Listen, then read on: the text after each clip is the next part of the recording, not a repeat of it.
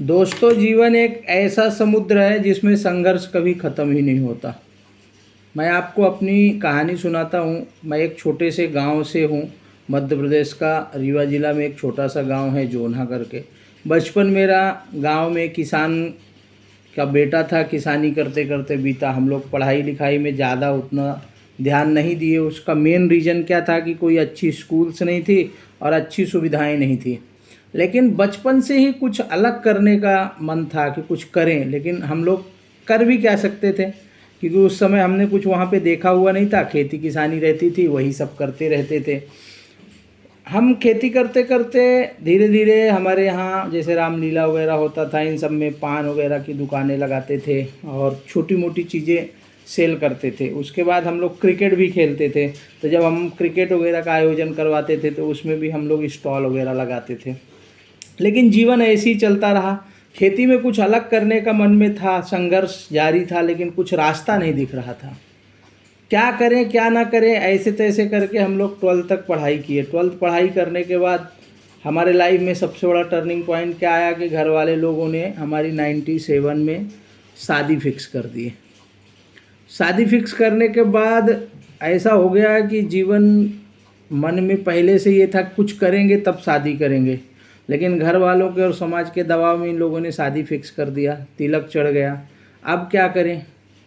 तो मैंने बोला शादी हो जाएगी, घर परिवार की जिम्मेदारी आ जाएगी। तो मैंने ये डिसाइड किया कि हमको शादी नहीं करना है। तो हमने शादी के 4 दिन पहले, इन सब पहले से लोगों को बोल रहे थे, लेकिन 4 दिन पहले हम घर से चले गए। अब वहाँ पे ऐसी हाल हो गई कि वो शादी जो है मेरे छोटे भाई की हो गई और मैं जिस दिन शादी पूरी हो गई उसके दूसरे दिन घर पे आ गया। अब मेरा घर पे रहना मुश्किल हो गया, मेरे को घर से निकाल दिए। मैं भोपाल गया आम वगैरह लेके। हमारे चाचा जी उस समय डीजीपी थे, तो उन्होंने बुलाया था। ये मेरे लाइफ का सबसे टर्निंग पॉइंट था। यहाँ से हमको एक सीख मिली। वहाँ पे मैं गया, एक दिन रुका। हमारा जो बैग था जिसमें कपड़े वगैरह थे वो गार्डन के कोने में फेंक दिए थे रखने के लिए, अंदर रखे भी नहीं थे। उनमें उसमें हमारे चाचा जी या चाची जी को कोई दोष नहीं था, क्योंकि हमारी कोई हैसियत ही नहीं थी, हमारी कोई पहचान ही नहीं थी। हम दिन भर खेतों में काम करते थे और वैसे ही हम लोग रहते थे। हमारा बिहेवियर, हमारा रहन सहन सब वैसे ही था। एक दिन तो रुकने दिया, दूसरे दिन चाची जी मेरे से पूछी कि तुम यहाँ पे क्यों रुके हो? तुम्हारी यहाँ पे 2 मौसियाँ रहती हैं, तुम यहाँ पे क्यों रुके हो? मेरे दिल को वो बात लग गई।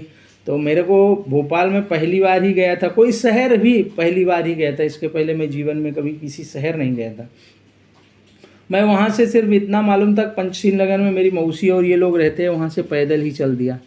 पैदल जाते जाते ढूंढते ढूंढते मेरे मौसा जी का नाम मैं वहाँ पहुँच गया। वहाँ पे मैं रुका एक दिन, तो कुछ भी नहीं, कोई भी हालचाल पूछने नहीं आया। दूसरे दिन चाची जी कार लेके, पुलिस लेके आई और वहाँ पे मेरा जो बैग वगैरह फेंक के चली गई और मेरे ऊपर उल्टा लांछन लगा दी कि बगैर बताए चला, ये चलाया वो चलाया। मैं बोला चलो ये होता है, संघर्ष होता है। उस दिन मेरे को समझ में आया कि आदमी अगर आपके पास खुद कुछ नहीं है तो कोई इज्जत नहीं करता। मैंने वहाँ से वापस घर गया। घर में फिर से मेरे साथ गंदा व्यवहार हुआ, क्योंकि मैंने ऐसे काम ही किया था उस समाज के हिसाब से। तो वहाँ से हमने, मेरे पास सिर्फ 150 रुपये थे। वहाँ से मैं बगैर टिकट का पूना निकल आया। मैं सोचा भी जीवन में क्या करेंगे, कुछ ना कुछ तो हमको करना ही पड़ेगा, संघर्ष करना पड़ेगा। तो मैंने पूना आ गया। पूना आने के बाद मैं यहाँ पे जान पहचान के कुछ लोग थे, उनके साथ में थोड़ा दिन रुका। बगैर टिकट का पूना आया, लेकिन कोई कितने दिन खिलाएगा। मैंने पेपर वगैरह में ऐड देखा मार्केटिंग का, तो वहाँ पे मैं ज्वाइन हो गया। लेकिन हमको यहाँ पे प्रॉब्लम ये आ रही थी कि मराठी नहीं आती थी। तो हम लोगों के साथ जाते थे लेकिन बात नहीं कर पाते थे, क्योंकि हिंदी भी तब पूरी तरह नहीं आती थी। हम लोग गाँव की भाषा बोलते थे। संघर्ष चालू रहा। उस समय इतनी तकलीफ़ होती थी, लेकिन मैंने मन में ठान लिया था कि अभी पीछे नहीं हटना है। तो हमने संघर्ष इतना था कि हम लोग कभी खाना खाते थे, कभी खाने को नहीं मिलता था तो बड़ा पाव खा के स्टेशन में ही सो जाते थे, लेकिन फिर दूसरे दिन जाते थे।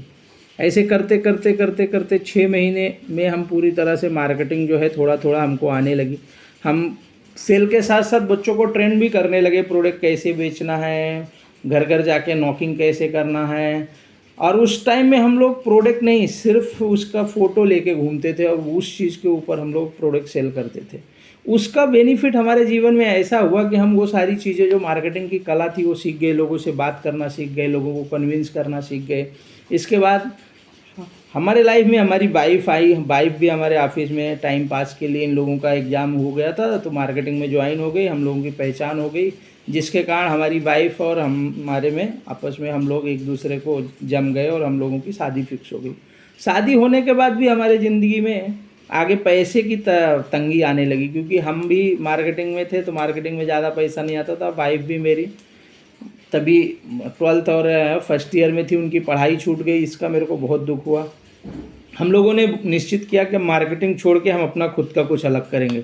हमने एग्जीबिशन लगाना चालू किया थोड़े थोड़े प्रोडक्ट इधर उधर से लेके, और एग्जीबिशन से ही मेरा हमको इतना रिस्पॉन्स मिला कि हम धीरे धीरे करके अपना खुद का बिजनेस चालू कर दिए। 1 साल तक हमने स्टॉल लगाए, सेल्स वगैरह में प्रोडक्ट बेचने लगे।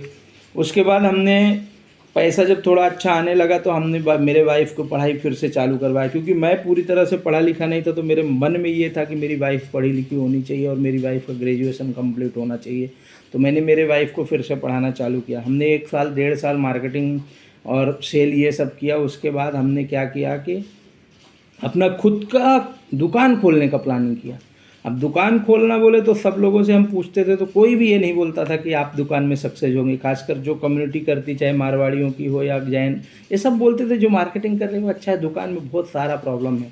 हमने सोचा अभी क्या करेंगे, क्योंकि हमारे पास उतनी पूंजी नहीं थी। हमारे पास में सिर्फ पूंजी थी 80,000 80,000 रुपये, और उससे ज़्यादा हमको जिन लोगों से माल लेते थे उनको देना था, तो हम कुल मिला के जीरो में थे। लेकिन फिर भी हम लोगों ने हिम्मत नहीं हारी, कुछ हमारे सासू माँ से, कुछ और इधर उधर से हमने लेकर के हमने फर्स्ट टाइम अपना दुकान 2006 में चालू किया।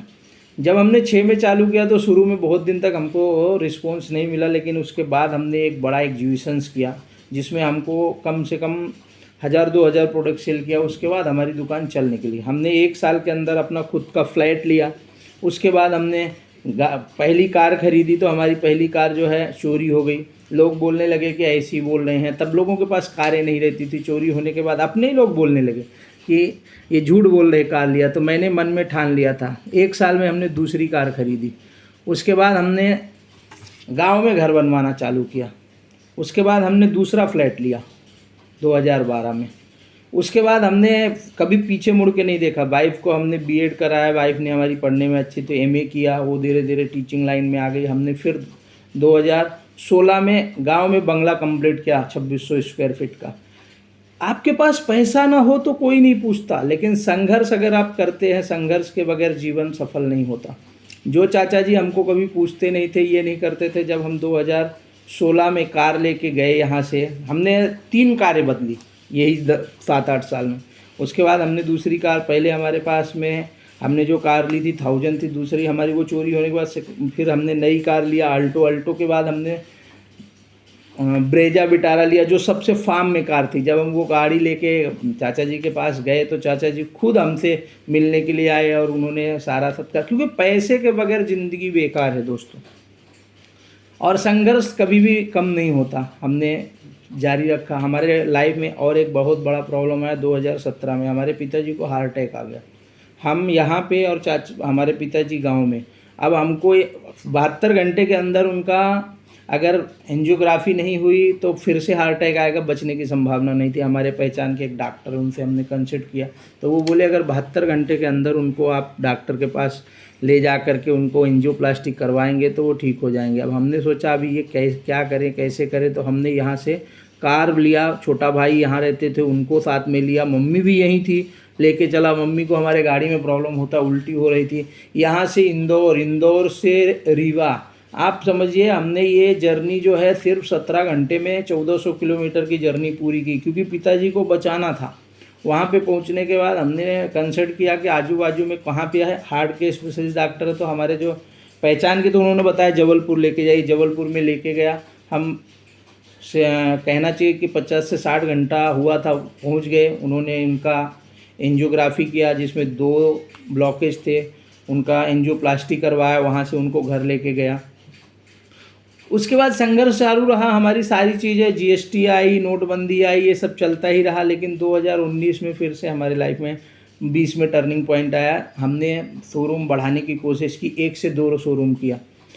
तो हमारे 2020-2021 लगातार 2 लॉकडाउन आए, तो हमको हमारा एक शोरूम बंद करना पड़ा, क्योंकि दोनों जगह का भाड़ा, बच्चों का पेमेंट, घर का इंस्टॉलमेंट।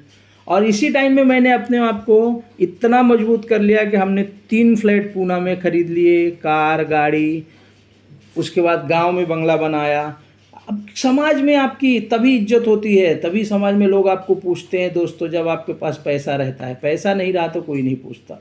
इसके बाद आज हमारे को लोग अच्छी तरह से जानते हैं। आज मैं यूट्यूब में भी काम करने लगा, यूट्यूब में भी हमारे अच्छा खासा एक चैनल था, वो बंद हो गया, अच्छे खासे सब्सक्राइबर थे, मेरा दूसरा चैनल है। तो मेरा कहने का मतलब है कि दोस्तों, अगर मैं एक गांव का आदमी, एक छोटे गांव का आदमी आके व्यापार कर सकता हूँ, यूट्यूब में आप लोगों के सामने बात कर सकता हूँ, संघर्ष कर सकता हूँ, मेहनत कर सकता हूँ। आज भी मेरे को इंग्लिश पढ़ने को नहीं आती, मेरे को कोई शर्म नहीं आती बताने में, लेकिन मैं कोई भी चीज़ अगर सीखना है तो उसके लिए कभी भी उससे हटता नहीं हूँ, कोशिश करता रहता हूँ, सर्च करता रहता हूँ। आज भी अगर वीडियो वगैरह एडिट करना रहता, मैं तो एडिट करता ही नहीं हूँ, जो है ये सारी चीज़ें, और लिख के भी नहीं बताता। जो भी आपको मैं जानकारी देता हूँ, अब मेरे को अंदर जो एक्सपीरियंस है, जो मैं इतने साल से काम कर रहा हूँ, मेरे ने जो सीखा है, जो कस्टमर लोगों का रिव्यू आता है, वही सारी चीज़ें आप लोगों को बताता हूँ। लेकिन ये मेरा कहने का मकसद है कि ज़िंदगी में संघर्ष कभी ख़त्म नहीं होता दोस्तों। अगर संघर्ष नहीं करोगे तो जीवन में कहीं ना कहीं आप पीछे रह जाओगे। तो दोस्तों, अगर ये हमारी जीवन की कहानी से अगर आप लोगों को कुछ सीखने को मिला हो, तो हमारे चैनल में अगर नए हो तो हमारे चैनल को सब्सक्राइब कीजिए, लाइक कीजिए, शेयर कीजिए। तब तक के लिए जय हिंद, जय भारत। मिलते हैं नेक्स्ट वीडियो में।